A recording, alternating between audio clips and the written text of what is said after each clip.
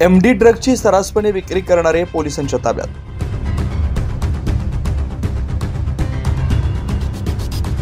नाशिकमध्ये लोकसभा निवडणुकीच्या काळात एमडी ड्रग्जवरून मोठ्या प्रमाणात राजकीय आरोप प्रत्यारोप झाल्याचं पाहायला मिळालं।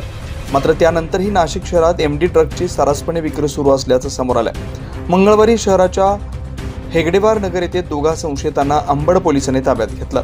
रोहित पवार उर्फ बिट्या आणि बाबू कनुजिया असं पोलिसांनी ताब्यात घेतलेल्या दोघा संशयितांची नाव आहेत। पोलिसांनी त्यांची कसून चौकशी केली असता त्यांच्याकडून तब्बल 3.5 लाख रुपये किमतीचे एमडी ड्रग्ज हस्तगत केलेत। सदरची कारवाई अंमली पदार्थ विरोधी पथकाने केली असून पुढील तपास अंबड पोलीस करतायत। 9 न्यूज महाराष्ट्र ब्युरो, नाशिक।